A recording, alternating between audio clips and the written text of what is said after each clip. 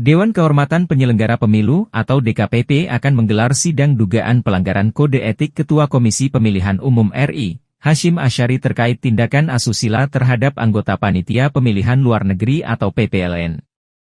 Ketua DKPP yakni Herdi Lugito menyebut jika perkara tersebut mendapat perhatian khusus masyarakat. Oleh sebab itu kata dia, perkara tersebut akan diprioritaskan agar Ketua KPU RI sebagai teradu dan anggota PPLN sebagai pengadu mendapat kepastian hukum.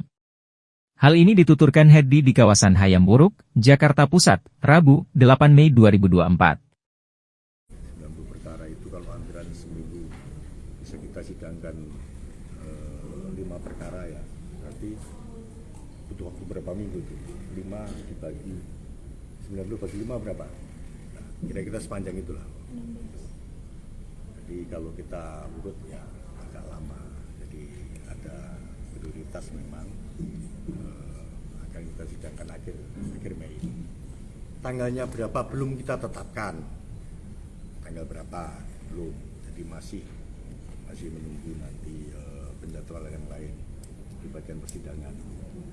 Kira-kira itu ya update-nya yang dari PPLN itu. Itu teknis sidangnya gimana nanti? Pengadunya minta dilakukan tertutup.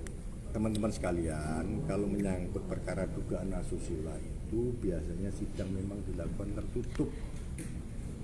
Karena biasanya perbuatan asusila itu juga dilakukan tertutup. Kalau terbuka namanya perbuatan susila. Jadi itu sudah menjadi amanat undang-undang kita semua. Teman-teman nggak usah, Pak Ketua biar terbuka ya kasihan teradunya. Jadi teradu minta dilakukan sidang tertutup.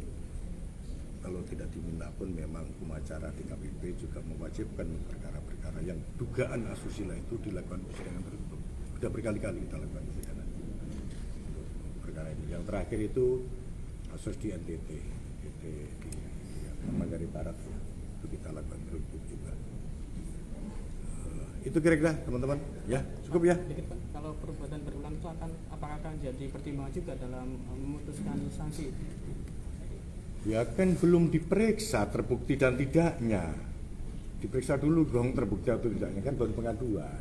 Nanti kita lihat deh terbukti dan tidaknya pengaduan itu. Namanya juga pengaduan, belum tentu benar juga kan. Teman-teman sekali lagi harus menghargai juga, menjaga.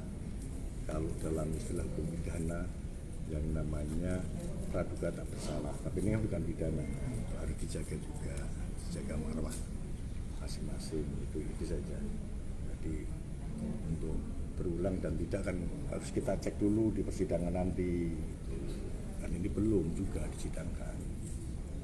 Pak, tapi untuk menjaga objektivitas DKPP seperti apa Pak? Karena ini kan kayaknya tarikan politiknya ada juga. Emang DKPP pernah bikin putusan yang tidak objektif? Coba, tolong dikasih contoh. Ayo, kan enggak. Selama ini DKPP kan bekerja independen juga. Jadi, begitu. Menurut saya loh ya, sejauh saya. Enggak ya Pak? Nah, itu jadi saya sih terbuka pada kritik, tapi teman-teman tolong jangan suudon lebih dulu, gitu ya. Husnudon lebih baik.